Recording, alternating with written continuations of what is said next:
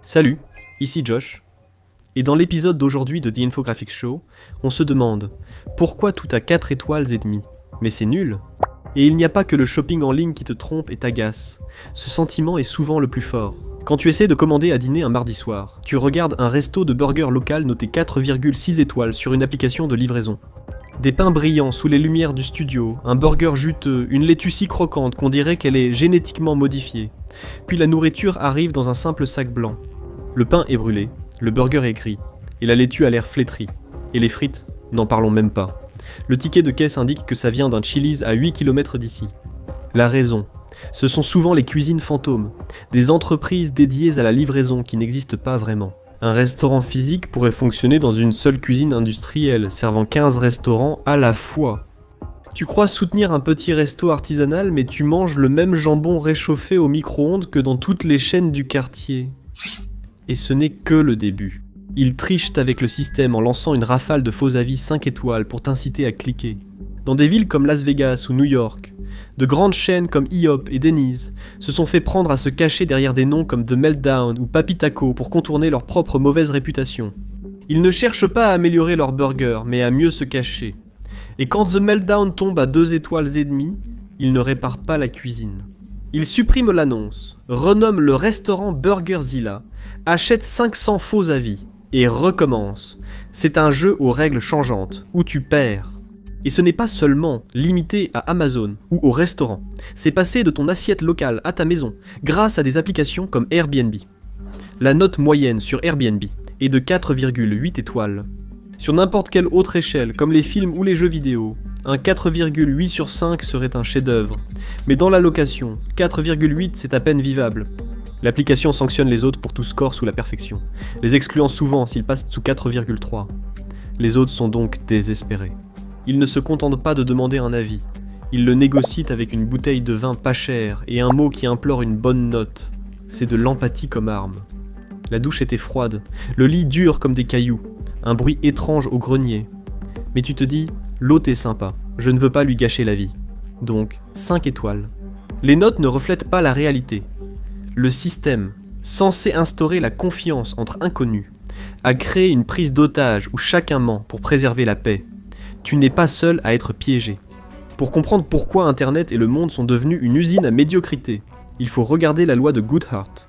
En gros, quand une mesure devient un objectif, elle cesse d'être une bonne mesure. Quand les gens manipulent le système pour atteindre un chiffre, ce chiffre perd son sens. Aujourd'hui, cela semble avoir contaminé tous les aspects de notre vie. Les hôpitaux et médecins sont évalués via des enquêtes de satisfaction, avec des remboursements liés à ces notes par des systèmes comme Medicare. Cela semble idéal. Qui ne veut pas d'un patient satisfait ?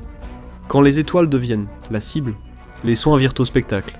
Les médecins prescrivent trop d'antibiotiques ou d'antalgiques, juste pour éviter une mauvaise note. Les patients repartent mécontents et laissent qu'à 3 étoiles. Au Royaume-Uni, le NHS fixe des objectifs de temps d'attente, alors les hôpitaux manipulent le système. Un scandale des milieux des années 2010 a révélé que des gestionnaires ont falsifié des chiffres pour atteindre leurs objectifs, causant la mort de patients. C'est un exemple classique de conséquences inattendues, ce que les économistes appellent l'effet Cobra. Dans l'Inde coloniale, les Britanniques payaient des primes pour les cobras morts. Les habitants ont élevé des serpents pour gagner de l'argent, puis les ont relâchés, aggravant le problème à la fin du programme. Et si cela vous effraie, attendez qu'on parle des réseaux sociaux. Likes, abonnés et indicateurs d'engagement servaient à mesurer la popularité ou la qualité. Ils sont devenus des monnaies d'échange. Les influenceurs achètent de faux abonnés à des fermes de bots pour augmenter leurs chiffres et obtenir des contrats avec des marques. Les plateformes comme Instagram ou TikTok récompensent algorithmiquement les astuces virales plutôt que le fond, alors les créateurs produisent donc des miniatures racoleuses et du contenu qui suscite la colère. Vous vous souvenez, quand les vues sur YouTube reflétaient de vrais spectateurs ? Désormais, les bots lancent l'autoplay pour fausser les chiffres et tromper l'algorithme. Pensez à vous abonner. Il faut bien battre les bots en 2024. Les utilisateurs ont vu que les publications populaires étaient surtout des mèmes recyclés aimés par des bots, éloignant les vraies voix. L'objectif est l'engagement, non l'authenticité. Tu fais défiler, tu likes, tu continues. Tous les influenceurs se ressemblent, souriant comme des silhouettes en carton dans une pièce bien éclairée. Mais tu t'ennuies quand même. On le voit même sur le marché du travail, dans l'économie des petits boulots. Pense aux recommandations sur LinkedIn ou aux évaluations de performance. Les patrons fixent des KPI et des indicateurs clés de performance, comme des quotas de vente ou des délais de réponse aux emails. Atteins ce chiffre et tu as une prime, sinon tu dois chercher un autre emploi. Les travailleurs bâclent alors leurs tâches, les commerciaux forcent la vente pour les quotas, causant des retours. La confiance disparaît dans les centres d'appel, les agents bâclent les appels, rien n'est résolu, mais ils semblent efficaces. Les vraies victimes, c'est nous. L'obsession des chiffres détruit l'économie des petits boulots. Les chauffeurs Uber offrent une conversation maladroite, et de l'eau, non par gentillesse, mais pour éviter une note sous 4,6 étoiles qui pourrait les désactiver. La structure des incitations les oblige à se concentrer sur les indicateurs plutôt que sur le service réel. Et le pire, c'est que le véritable prix de ce monde à 4 étoiles et demie, c'est le lourd fardeau qu'il fait peser sur vous. Vous êtes devenu le service d'assurance qualité non rémunéré de toute l'économie mondiale. Chaque fois que vous voulez acheter un grille-pain, vous devez faire des heures de recherche. C'est épuisant. D'abord, vous devez ignorer tous les avis 5 étoiles parce qu'ils sont probablement faux.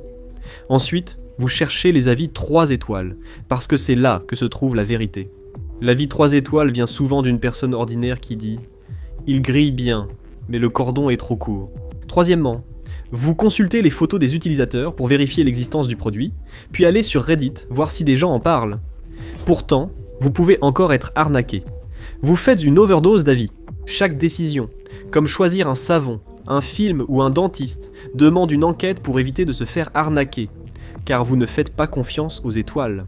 Vous cherchez les classements des meilleures chaussures de course 2020 sur Google, mais ces listes viennent souvent des grandes entreprises qui les vendent.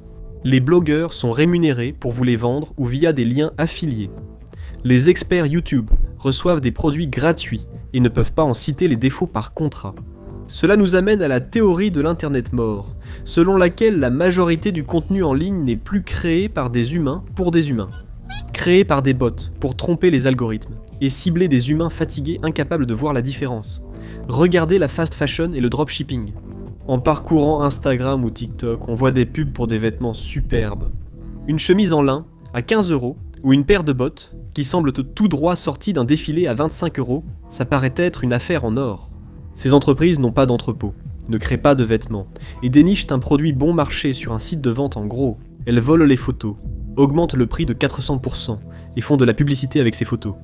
Quand le colis arrive, 3 semaines après, la chemise censée être en lin est 100% en polyester et ressemble à du plastique. Les bots se délitent sous la pluie. Le site web affiche 5000 avis, la plupart achetés pour quelques centimes, et cette arnaque se propage plus vite que vous ne l'imaginez. On trouve désormais sur Amazon des guides de voyage IA remplis de fausses infos et de cartes inutiles, tous notés 4 étoiles et demie. Nous voyons des résultats de recherche pour une simple recette qui vous oblige à faire défiler 4000 mots d'une fausse histoire, conçue pour les robots de Google, pas pour votre appétit. Les réseaux sociaux regorgent de bots commentant. Super publication, pour accroître l'engagement sur des posts eux-mêmes générés par des bots. Ce système s'entretient et vous y êtes piégé. C'est une boucle de rétroaction autonome. L'algorithme cherche l'engagement, les bots l'apportent, les annonceurs paient. Vous restez simple spectateur. Ce marché où l'on sacrifie le contrôle pour la commodité nous a fait comprendre que cette facilité était un leurre. Vous pouvez vous faire livrer en 2 heures, certes, mais le produit peut être incorrect et cassé en 2 semaines. Les seuls vrais gagnants sont les vendeurs. Ils savent que vous regardez d'abord la note en étoiles, puis le prix, et que vous dépassez rarement la première page. Ils ont utilisé votre cerveau contre vous. Ce boom cessera non par manque d'argent, mais par perte de confiance, à mesure que la note de 4 étoiles et demie perdra son sens. Nous cessons de croire aux algorithmes, et recommençons à écouter de vraies voix. Les premières fissures apparaissent déjà. Ajouter Reddit à chaque recherche Google en est le signe. C'est le début du retour à la curation. À l'avenir, la mention vérifiée par un humain ou testée par une personne sera le label de luxe ultime. Les experts seront rémunérés pour tester des produits et donner des avis honnêtes. Peut-être que les humains compteront à nouveau. Nous passons du volume à la valeur. Les applications vous disaient ce qu'il fallait aimer, mais la plupart du temps, elles vous noient simplement sous les distractions. La note de 4 étoiles et demie ne veut plus rien dire. L'étape suivante, ce n'est pas plus d'étoiles, mais des filtres intelligents, un meilleur jugement et la confiance envers les humains. Encore une fois, maintenant, allez voir la vraie raison pour laquelle les centres commerciaux sont en déclin, ou cliquez plutôt sur cette vidéo.